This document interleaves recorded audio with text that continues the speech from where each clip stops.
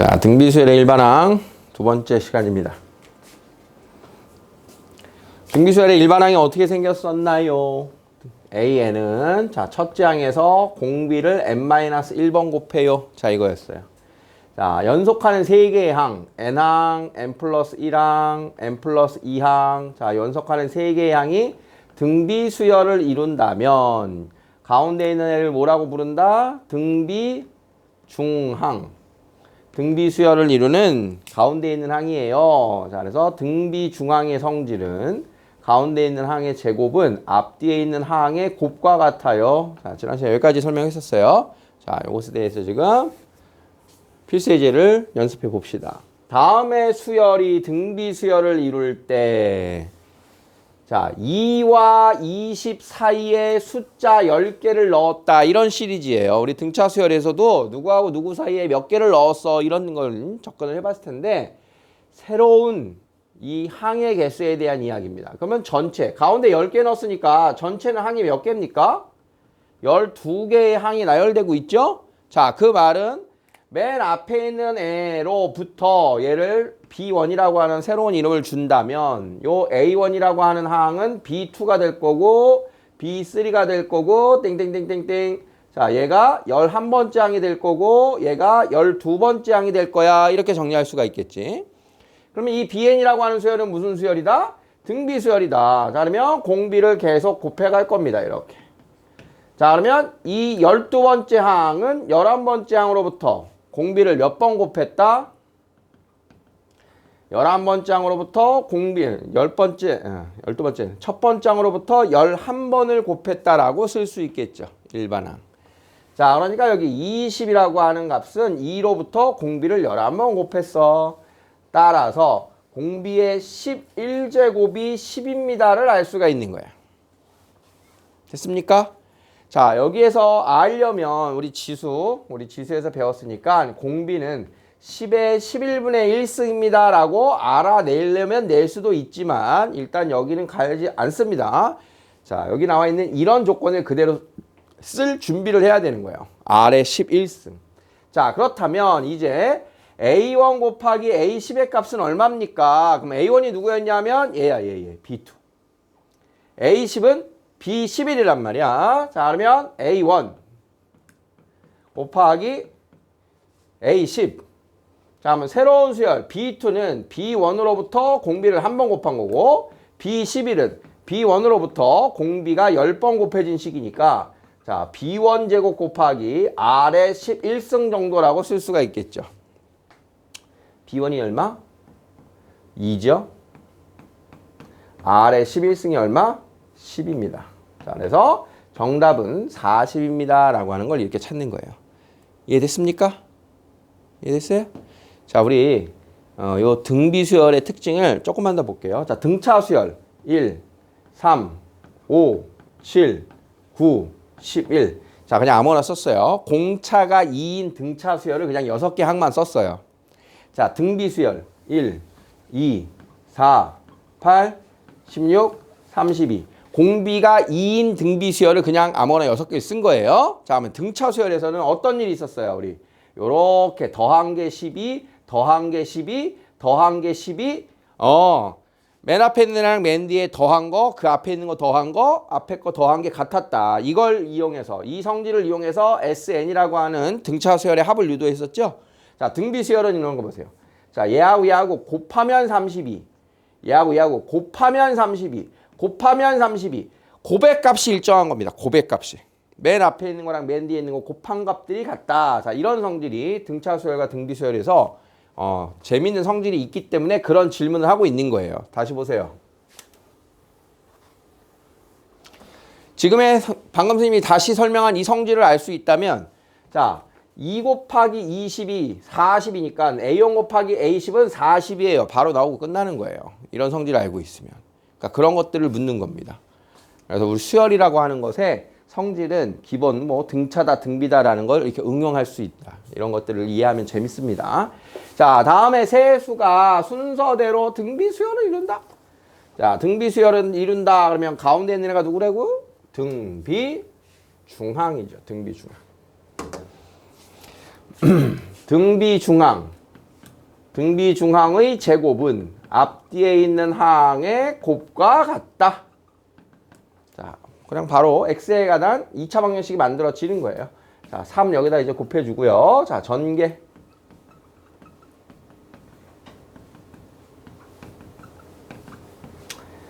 자, 다음에 2차 방정식을 풀어라. 자, 시간만 가지고 잘 풀어주시면 됩니다.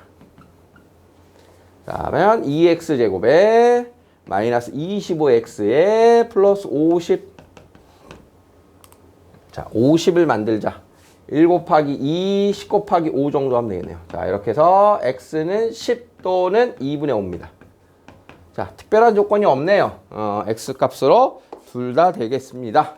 이렇게 풀어주시면 돼요. 자, 등비중항. 등차중항이랑 비교해야 돼요. 등비중항. 등비수열 곱이기 때문에 요거 2배 곱하면 앞뒤랑 같다. 아까 그 얘기예요. 이렇게 곱한 거랑 얘 2번 곱한 거랑 같아. 이렇게 생각하셔도 돼요.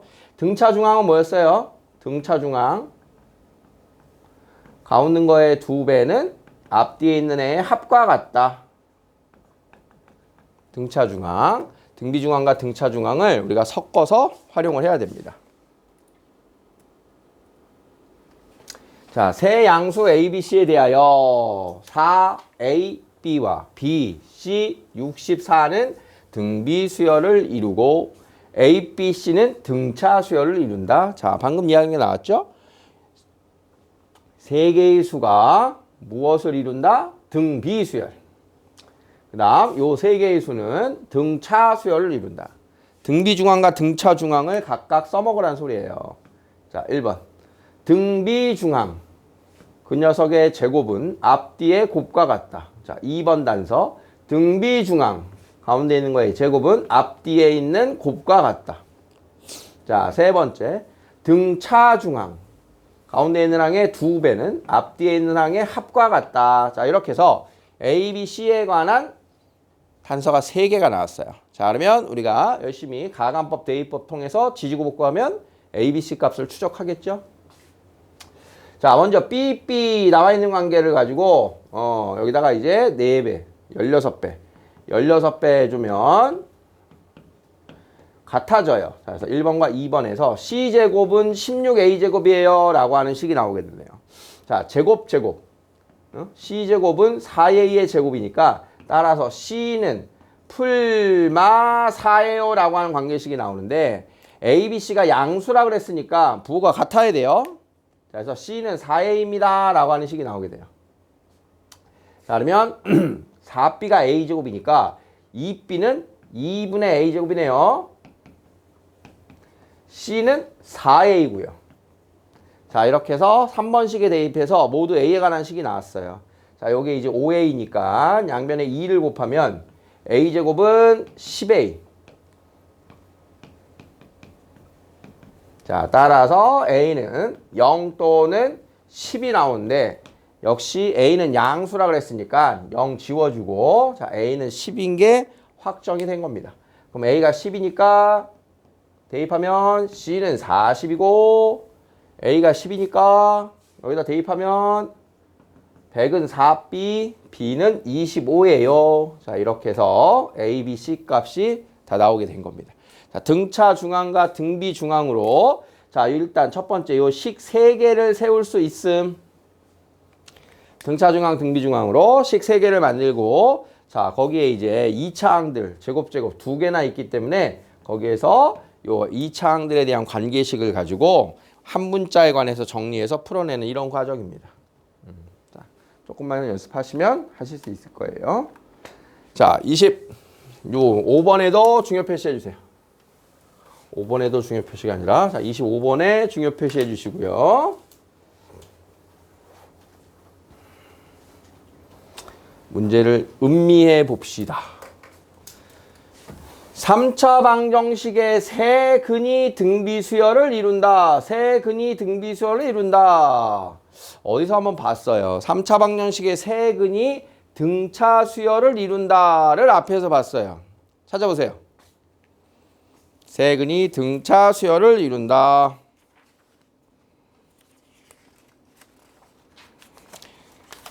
누가 먼저 찾나? 내가 먼저 찾나? 자, 228페이지 필수예제 8번.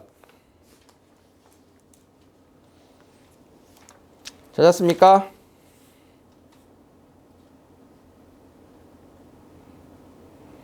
그때 어떻게 풀었어요? 뭐가 중요한 거였어? 등차 수열을 이루는 세근. 그걸 어떻게 놓느냐가 중요했어요. 자, 등차 수열을 이루는 세근. 등차 수열을 이루는 세수. A-T, A 플러스 T 이렇게 놨어요. 자, 얘랑 비교해서 봐야 돼요. 자, 그러면 등비수열을 이루는 세수. 등비수열의 세수는 어떻게 세팅할 거냐? 얘는 A, AR, AR 제곱. 자, 이렇게 놔야 돼요. 일반적으로 이렇게 놓는 게 편하다는 소리예요. 자, 어쩔 수 없어요. 이 가운데 A로 놓고 R분의 AR 뭐 이렇게 놔도 상관없는데 요 형태가 우리가 쓰기가 제일 편합니다. AR 제곱. 자, 그래서 3차 방정식의 세 근이 등비수열을 이룬다. 즉 등비수열을 이루는 세 숫자 AR 제곱이 바로 세 근이 될 거야 라고 세팅하는 게 첫 번째입니다. 얘도. 자, 세 근을 다음과 같이 놓는다. 됐습니까? 그 다음은 뭐 해야 돼요? 근과 개수의 관계를 이용해서 세 근의 합, 두 근끼리 곱의 합, 세 근의 곱. 요걸로 다시 한번 정리. 자, 세 근의 합 얼마예요? 마이너스 A분의 B. 그 다음 둘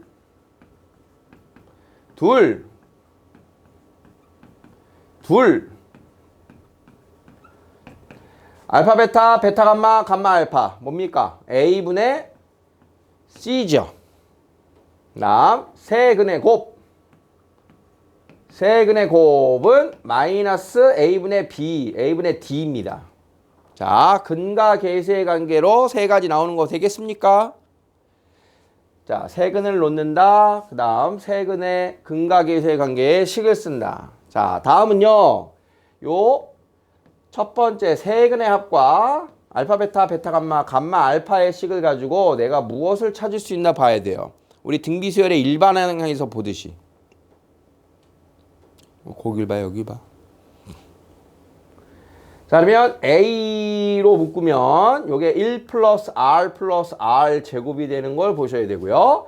자, 여기서 동류항 A제곱 R로 곱하면 A제곱 R에 1 플러스 R 제곱이 됩니다. 이걸 보셔야 됩니다. 자, 등비수열은 이런 식으로 변형을 해서 그 다음 뭘 한다? 좌변, 우변 나누기를 한다. 그 뜻이에요. 그럼 나누기를 하면 A 하나 약분되고 1 플러스 R 제곱 약분돼서 좌변에 남는 건 AR이에요. AR 분의 1. 자, 우변은 6 약분돼서 마이너스 4분의 1 이렇게 남는 겁니다. 자, 그래서 여기서 얻어지는 결론이 A 곱하기 R의 값이 마이너스 4예요. 이걸 얻어내는 겁니다. 이걸 얻어내는. 자, 그러면 A 3승 R 3승이 마이너스 K니까 얘가 AR의 전체 3승이 되고 AR 마이너스 4를 찾았으니까 자, 대입하면 이렇게 해서 K의 값이 64입니다. 라고 얻어지는 겁니다. 자, 어떤 과정으로 풀었는지를 다시 한번 잘 보시고 자, 처음에 등비수열을 이루는 세수 등비수열을 이루는 세수 세근 다음과 같이 세팅해서 세근의 합 둘둘근의 합 세근의 곱. 자, 그러면 여기서 A로 묶어주고 A제곱 R로 묶어주면 약분돼서 AR이 얻어지겠구나. 여기까지가 순차적인 흐름으로 떠오를 수 있게 자꾸 보시고 연습하셔야 돼요. 되겠습니까? 어떻게 풀지?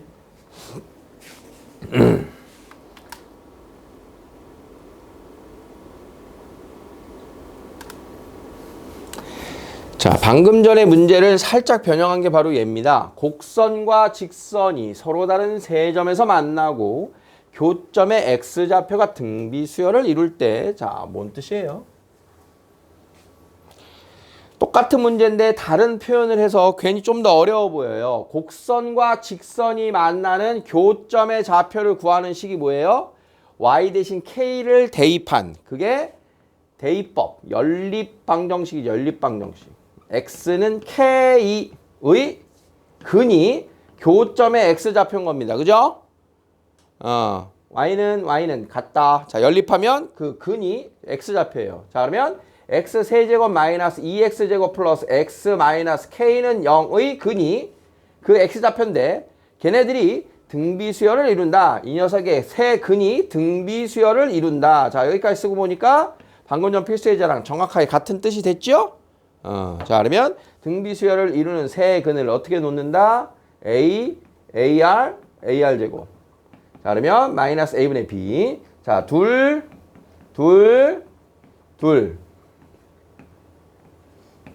그러면 마이너스 a분의 c. 자, 그래서 위아래. a로 묶어서 1 플러스 r 제곱은 2. 자, a 제곱 r로 묶어서 1 플러스 r 제곱은 1. 자, 그러면 위아래 나누면 ar. 그래서 ar은 2분의 1. 자, 이걸 찾아서 이제 k를 찾는 이런 흐름인 겁니다. 자, 그래서 3차 방정식에 대한 게 이제 등차 수열에서는 근을 하나 찾아서 대입하세요고요. 등비 수열에서는 근을 하나 찾는 게 아니라 그 근과 계수의 관계만으로 풀어내죠. 그래서 이 난이도가 등비 수열에서의 세 근이 조금 더 어렵게 보여질 겁니다. 자, 이제 마지막 26번입니다. 등비 수열의 활용. 자, 26번은 문제 자체가 칠판에 가득 채웠어요. 문제가 이렇게 칠판을 가득 채우는 거 보면 그냥 시겁하죠? 딱 모의고사에서도 거의 제일 어려운 파트에 나오는 것 같은 느낌이죠? 체감 난이도라는 게 있죠. 우리가 이제 날씨도 보면 그냥 기본 온도, 오늘의 온도가 있고 체감 온도가 있고 뭐 이렇게 표현을 하는데 수학에서도 이제 체감 난이도. 그냥 문제만 보면 기니까 어렵습니다. 이거는 극복하셔야 돼요.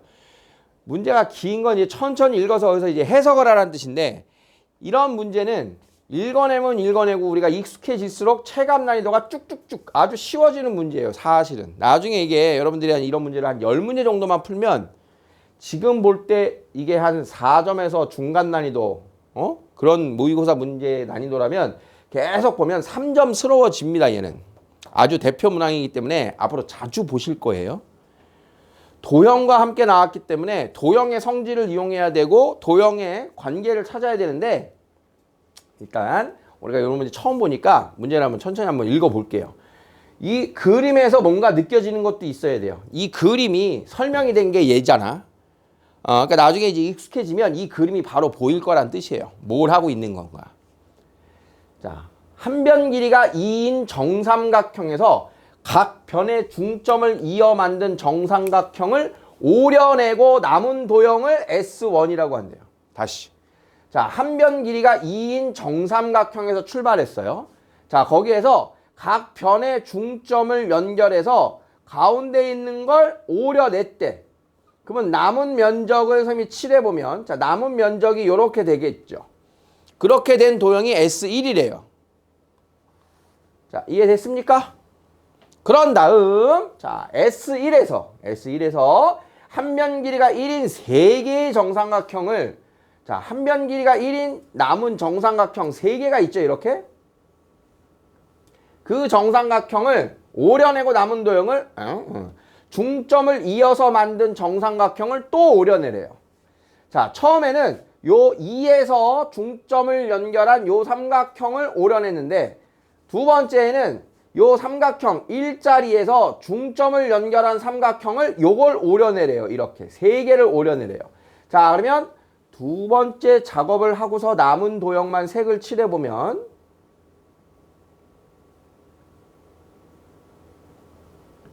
자, 요런 정도가 되겠다. 그게 S2다 이런 뜻이에요.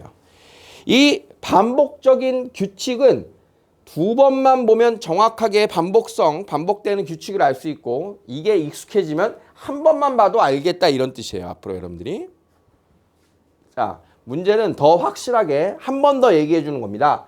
S2에서 이제 한 변 길이가 2분의 1인 9개의 정삼각형이 남았어요. 그 각변의 중점을 이어서 또 버리래요. 이 또 버리고 있는 거예요. 이게 각변의 중점을 이어서 요 삼각형들을 버리고 있는 거예요. 그럼 남는 애들 칠하면 지저분해지니까 생략. 그렇게 되겠다. 자, 이와 같은 시행을 반복했을 때 S10의 넓이가 얼마냐 이렇게 되는 거예요. 넓이. 그러면 결론은 지금 변화하고 있는 도형들의 넓이를 추적하라고 하는 거야. 그치? 넓이. 자, 그러면 여기가 S1인데 편의상 처음에 도형이 길이를 정확하게 줬기 때문에 S에서 출발을 해봅시다. 자, 여러분들 정삼각형의 넓이 공식과 높이 공식 정도는 우리가 구구단 정도로 외워놓고 있으면 편한데요. 높이가 얼마입니까?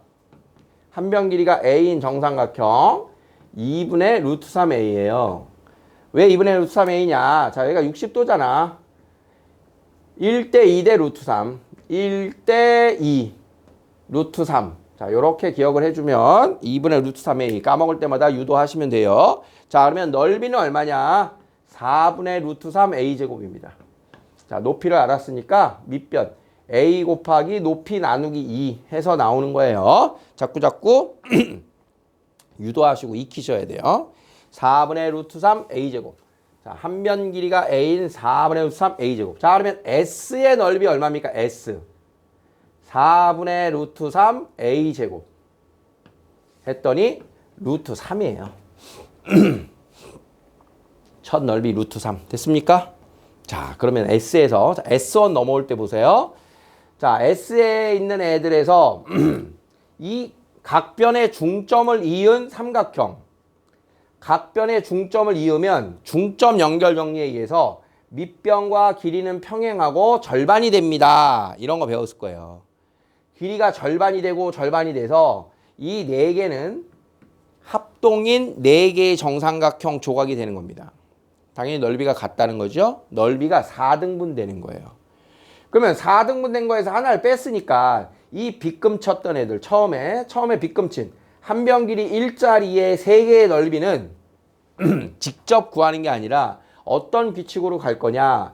이 S1의 넓이는 처음에 있던 거에서 4등분을 해서 하나를 뺐으니까 남은 거 처음 넓이에 얼마가 남아요? 4분의 3이 남아요. 이것을 해석하는 겁니다. 4분의 3이 남아요. 4등분해서 하나를 제거하니까 나머지 3조각이 남았잖아. 4분의 3이 남아요. 넓이가 4분의 3이 돼요. 이해돼? 이해돼? 넓이가 4분의 3이 돼요.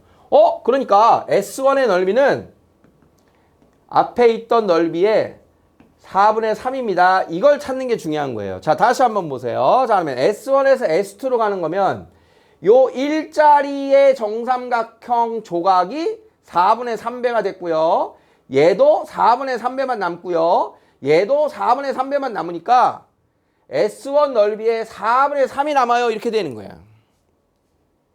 그래서 S2의 넓이는 S1에서 역시 또 4분의 3배를 하겠다. 자, 그러면 앞에 있던 넓이에서 4분의 3을 또 곱하니까 자, 요렇게 된 게 S2의 넓이에요 라고 유도가 돼야 되는 거예요. 4분의 3배가 되는 것을 이렇게 장황하게 설명했다.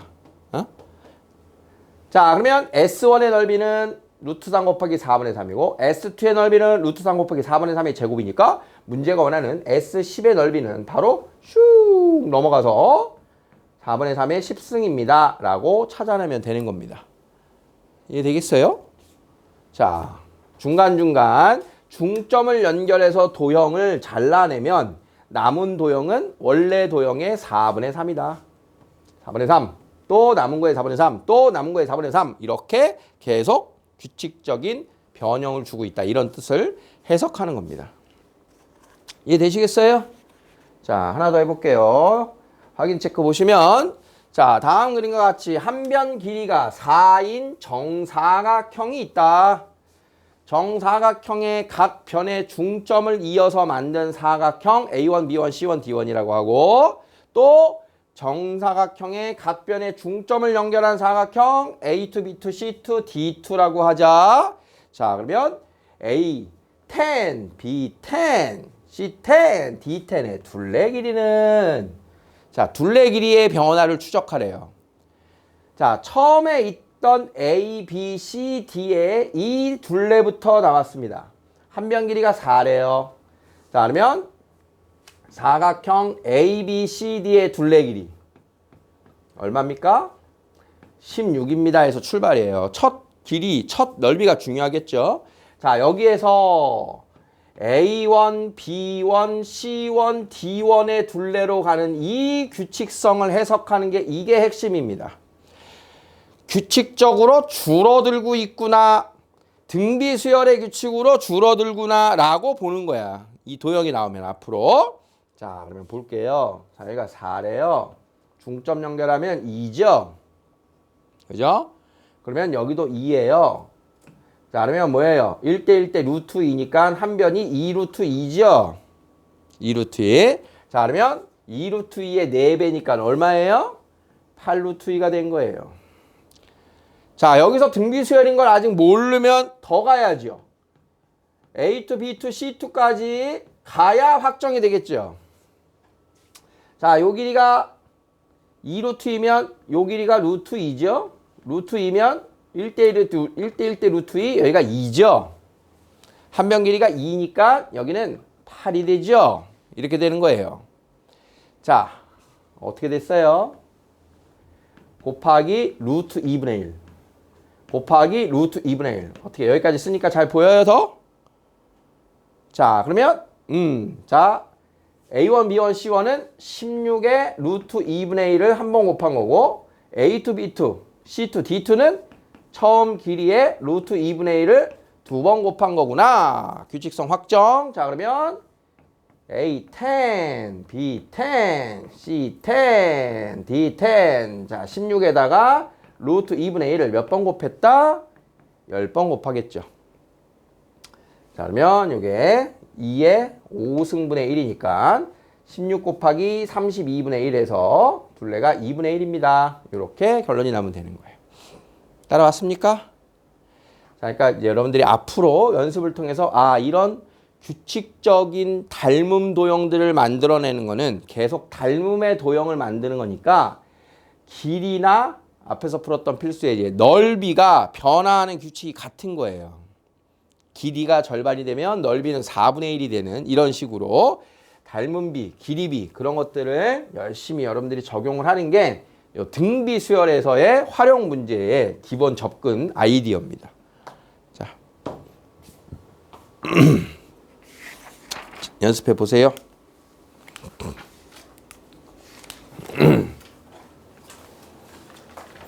잠깐 쉬었다 할까요?